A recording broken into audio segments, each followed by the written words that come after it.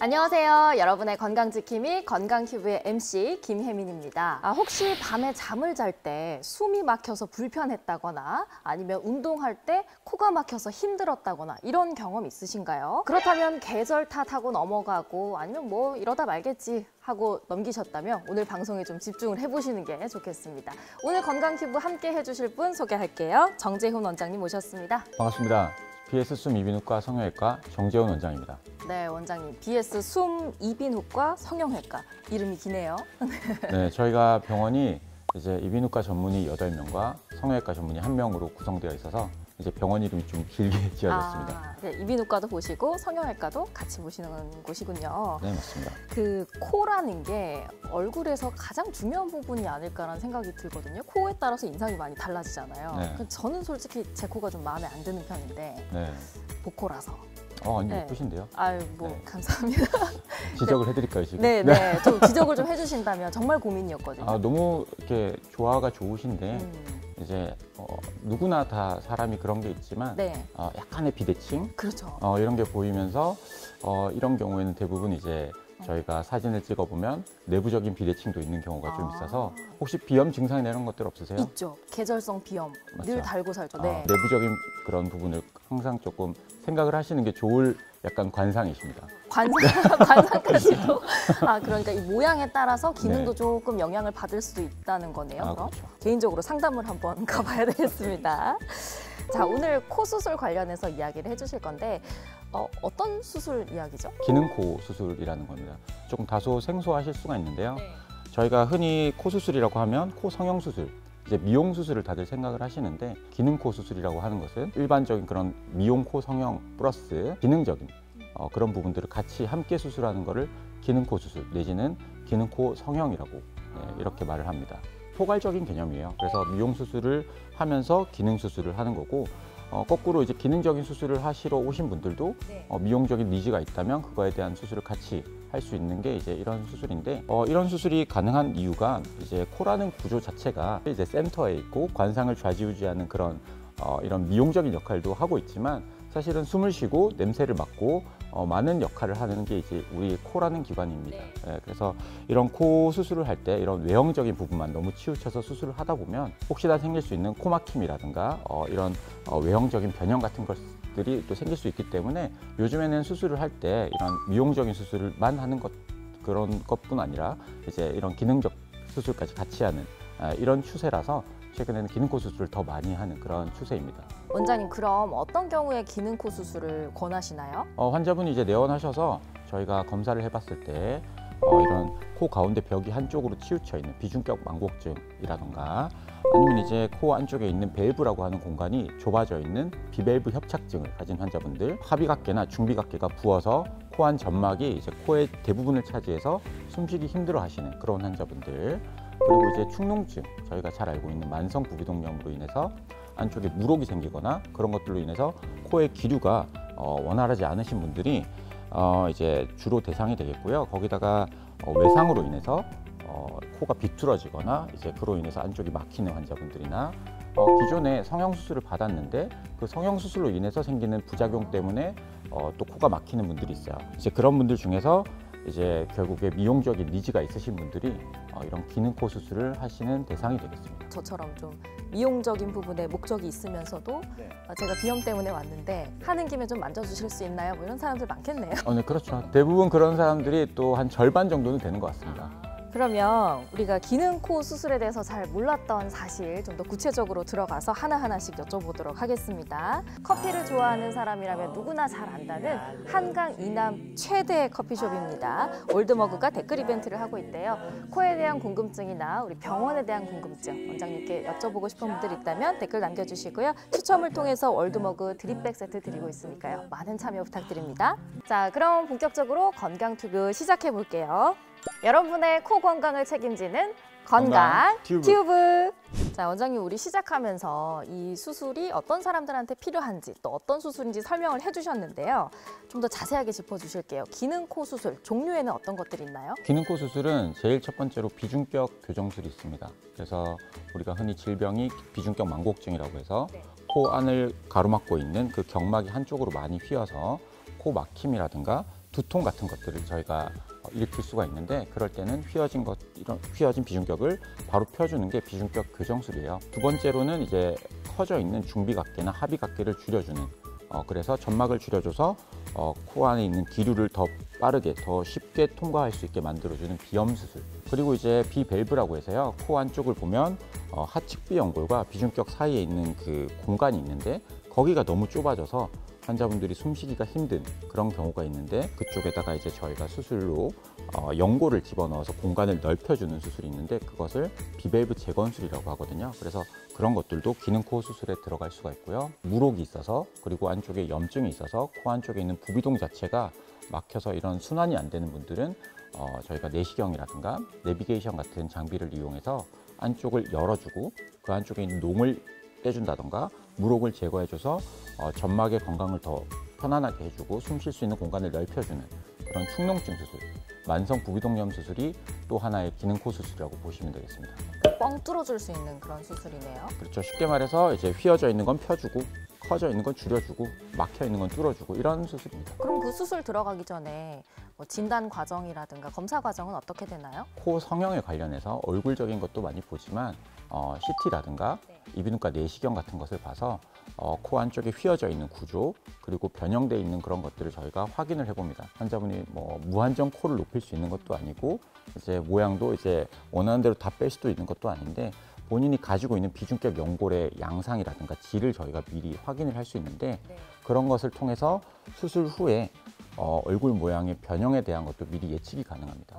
방금 말씀하신 것처럼 비포 애프터를 비교를 해보고 또 결정할 수 있다는 거잖아요. 이게 이비인후과랑 성형외과랑 같이 하는 병원이라서 특색이 되지 않을까 싶은데 맞아요? 하나의 저희의 장점이라고 생각하고 있고, 그 기준에 따라서 수술했을 때 저희도 좋은 결과를 얻을 수 있기 때문에 이전과 비교했을 때 훨씬 더 나은 그런 부분이라고 보시면 되겠습니다. 사실 코는 함부로 손대지 말라 이런 얘기 많이 듣거든요. 뭐 조금 불만족스럽거나 불편함이 있어도 참고 살라는 사람들도 많아요. 그만큼 이 코 수술이라는 게 위험하지 않을까라는 생각이 들기 때문일 텐데 실제로는 어떤가요? 코 수술은 저희가 흔히 4번 한다는 말이 있어요. 4번. 네. 그래서 첫 수술하고 재수술도 워낙 많고 이런 수술이라서 사실 무턱대고 덤볐다가 정말 문제가 발생하는 경우도 있거든요. 그렇기 때문에 신중하게 해야 되는 것은 당연한 수술이고요. 보통은 1시간 내지 2시간에 거의 수술이 진행이 되게 되는데, 그렇게 되면 수술 끝날 때까지 환자분은 전혀 기억을 못 하시고, 그리고 수술이 끝나게 되면 간단한 코 안에 있는 물질들을 넣어놓고 수술이 끝나게 돼요. 보통은 뭐 당일날 또 집에 가시는 분도 계시고 하루 뭐 입원하시기도 하는데, 환자분들이 퇴원하고 나서 한 일주일 정도 이내까지는 코가 조금 막히는 부분은 있지만 그 뒤부터는 자유로운 일상생활이 다 가능하시고요. 그때부터 실밥도 많이 빼시고 하기 때문에 크게 씻는데도 제한이 많이 없으세요. 자, 과거에는요, 코 수술이라고 하면은 무조건 이제 일자로 실리콘 넣어서 세우는 그런 걸 떠올리기 마련인데 요즘도 실리콘 많이 쓰나요? 사실 솔직히 말씀드리면 뭐 저뿐만 아니고요. 전 세계에서 코 수술을 하는 의사가 제일 많이 쓰는 재료는 지금도 사실 실리콘입니다. 옛날에는 진짜 위험하고 약간 염증도 잘 생기고 약간 조금 깨끗하게 공정하지 않으면 문제가 생기는 친구였는데, 최근에는 이제 뭐 하이소프트 실리콘이라든가 뭐 맞춤형 실리콘 이런 것들이 나오면서 실리콘계에도 상당히 많은 발전이 있어서 최근에는 그런 것들이 빈도가 많이 줄은 것도 사실이고, 그리고 최근엔 항생제도 좀 잘 개발돼 있고요. 그리고 수술방 환경도 예전에 비해서 너무 깨끗하기 때문에 실리콘을 쓴다고 해서 무조건 문제가 생기고 뭐 제일 걱정하시는 구축 반응이 생기고, 그리고 무조건 재수술해야 되고 언젠간 빼야 되고 이런 것들이 최근에는 그렇게 많지는 않아요.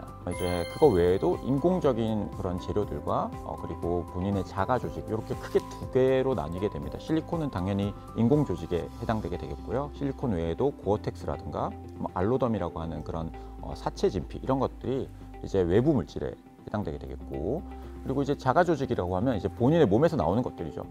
저희가 제일 쉽게 많이 채취하는 거는 코 수술할 때 아까 제가 말씀드렸던 비중격 교정술을 하면 그런 비중격 연골이 나와요. 그게 이제 1번이고요. 그리고 2번째는 이제 저희 귀에서 뗄 수 있는 이계 연골.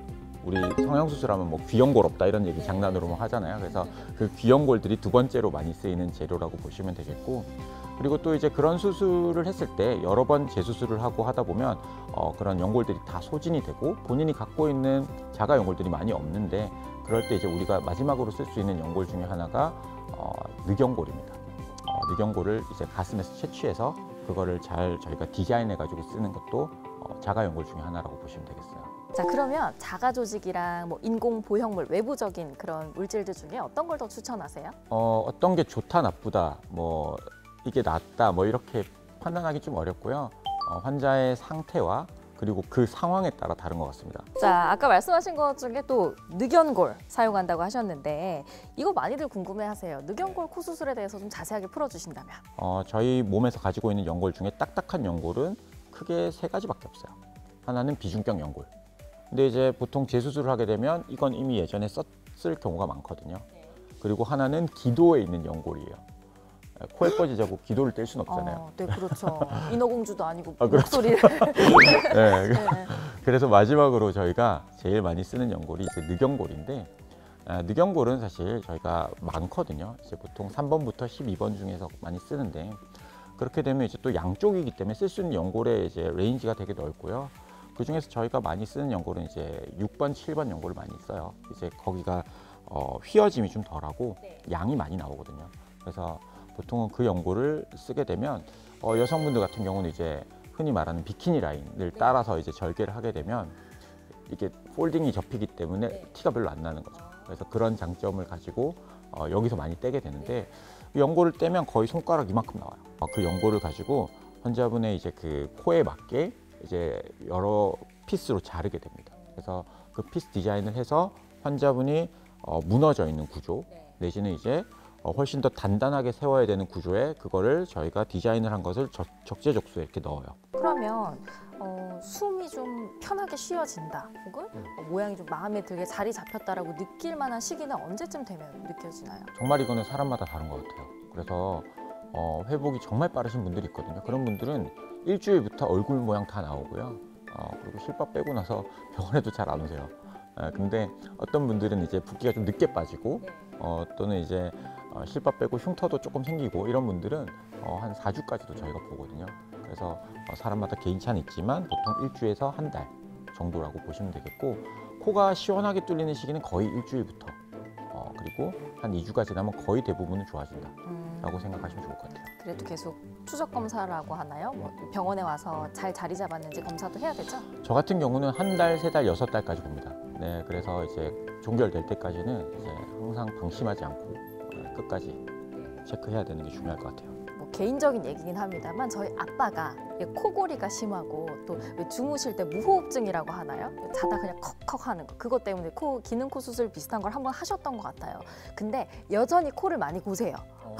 이건 재발한 거죠? 저한테 하신 거 아니죠? 아니죠. 아니, 먼 데서 했는데 네. 재발을 했다고 보면 네. 되는 거죠, 이런 거면? 사실 그거는 좀 다른 별개의 얘기긴 한데요. 이제 코골이라고 하는 거는 이제 저희가 잘 때, 숨 쉴 때, 들숨 날숨 있을 때 와류가 생기면서 코 제일 뒤쪽에 있는 부분과 혀뿌리 쪽에서 이제 나타나는 그런 마찰음이거든요.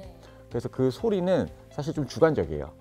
그래서 수면 다운 검사를 통해서 수술 후에 그 코골이 크기와 무호흡 점수를 봐야 이것이 재발인지 아닌지를 알 수가 있어요. 그 주관적이라는 게 뭐 심하다 안 심하다 정도를 말씀하시는 건가요? 맞아요. 그러니까 옆에서 볼 때 코골이 수술했는데도 시끄럽다 해서 무조건 재발이라는 건 아니라는 거죠. 왜냐하면 코골이 같은 경우는 이제 사실 수면 무호흡증이 더 중요하거든요.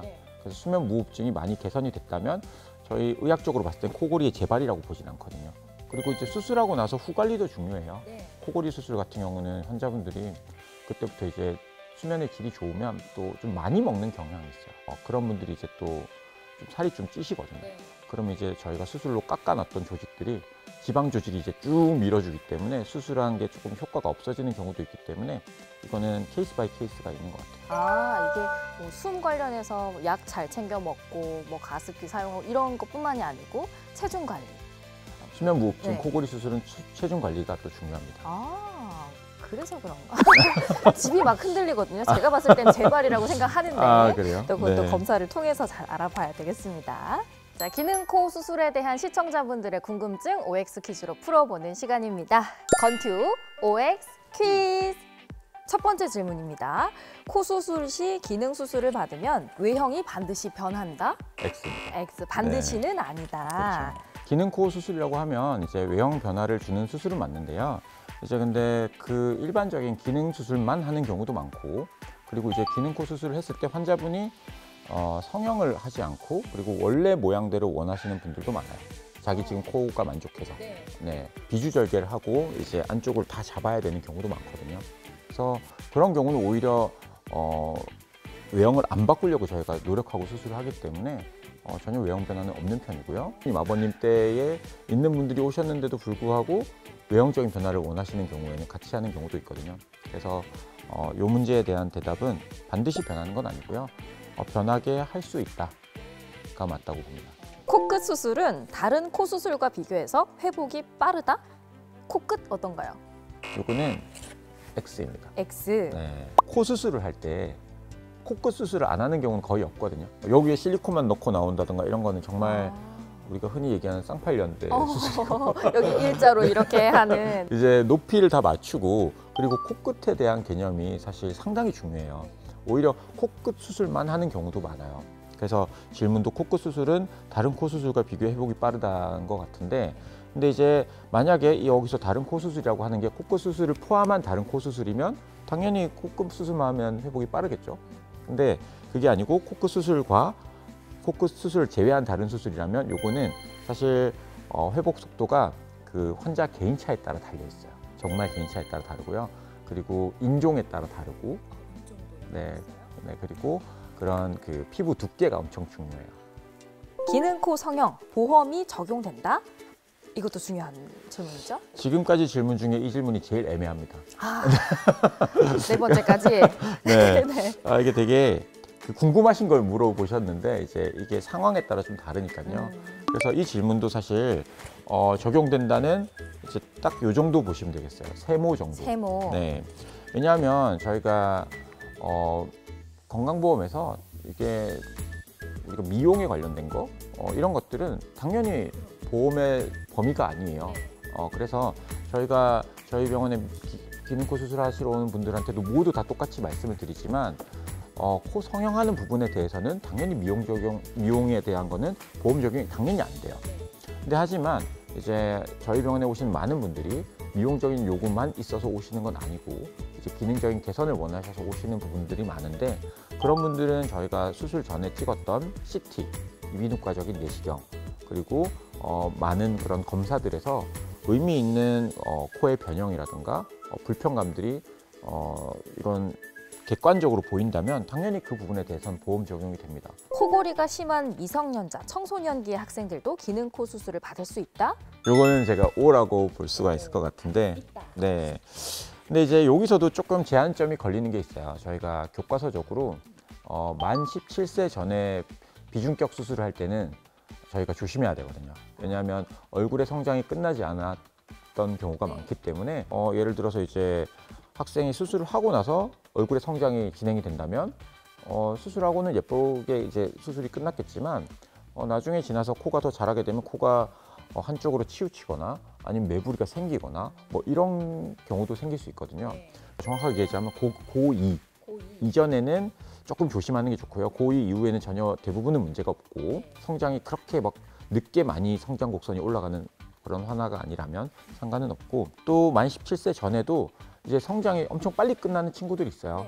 그런 친구들은 뭐 중학생 때도 할 수는 있습니다. 그 숨쉬기 불편하고 코 많이 고시는 분들 양압기 사용 많이 하시는데요.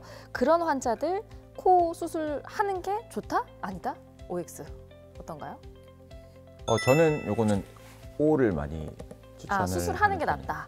그렇죠, 코 수술. 네. 네. 양압기를 쓰시는 분들이 사실 상당히 많아요. 양압기라고 하는 거는 뭐 다들 알고 계시겠지만 수면 무호흡증, 코골이 심하신 분들이 이제 수면 다원 검사를 통해서 진단이 되시면 양압기가 이제 건강보험이 적용이 되기 때문에 양압기를 이제 밤마다 쓰고 주무세요. 압력이 너무 세면 본인도 모르게 입을 벌어져요. 그러면 센 압력이 입으로 다 나오거든요. 결국에 양압기라고 하는 게 기류가 기도를 넘어가서 환자가 이제 숨을 못 쉬는 거를 이제 개선시켜 줘야 되는데 여기 상기도에서 다 나와버린단 말이죠. 그 이유가 비중격이 휘어져 있거나 이쪽 비강이 너무 좁은 분들은 이거를 뚫고 나가는데 압력을 다 써버리니까 이제 거기서 이제 와류가 생기면서 빠지거든요. 그러니까 쉽게 말해서 코 안의 구조가 깔끔하게 펴져 있으면 양압기를 쓸 때도 기류의 그런 통기가 상당히 좋아요. 그래서 너무 높은 압력도 압력을 줄일 수가 있고요. 양압기 순응도라고 하죠. 이렇게 잘 쓰는 그런 확률도 훨씬 더 높여주기 때문에 저는 이제 코에 그런 구조적인 변형이 있는 그런 수면 무호흡증 환자에서 양압기를 쓸 때 코 수술하는 게 저는 좋다고 생각해요. 네, 오늘 기능 코 수술에 대한 이야기 자세하게 나눠봤습니다. 평소에 궁금했던 점도 있고 주변의 사례들도 많이 모아보다 보니까 공감되는 부분이 많았던 것 같은데요. 이 정보와 궁금증들 해결해 주신 원장님께 감사하다는 말씀을 드리면서 네, 오늘 방송 출연 소감 한번 들어볼게요. 네, 오랜만에 방송하다 보니까 조금 긴장이 됐는데 그래도 좀 편안하게 리드해 주셔가지고 네, 오늘 너무 재밌게 잘 있다 가는 것 같고요. 수술이 이제 저희가 항상 얘기 드리지만 예뻐지는 게 제일 중요하긴 합니다. 코 수술할 때 미용적인 부분을 절대 빼놓을 수가 없어요. 근데 이제 그 미용만으로 수술을 하면 항상 문제가 또 발생할 수 있기 때문에 코라고 하는 그 공간은 내부적인 것도 상당히 중요하기 때문에 안과 밖을 다 같이 동시에 문제가 없이 수술을 하는 게 중요하다라는 말씀을 드리고 싶습니다. 네, 오늘 방송을 통해서 많은 분들이 숨쉬기 편안하고 또 자신감 있고 건강한 삶을 되찾으실 수 있는 기회가 됐기를 바라면서요. 오늘 코막힘이나 호흡 불편으로 받은 정보들 가지고 또 주저하지 말고 필요하다면 정재훈 원장님, BS 숨이비인후과 성형외과로 찾아주시는 거 잊지 마셨으면 좋겠습니다. 자, 다음 시간에도요, 여러분의 건강한 삶을 위한 지킴이 건강튜브 유익한 정보로 찾아오겠습니다. 여러분의 건강한 코를 응원하는 우리는 건강튜브!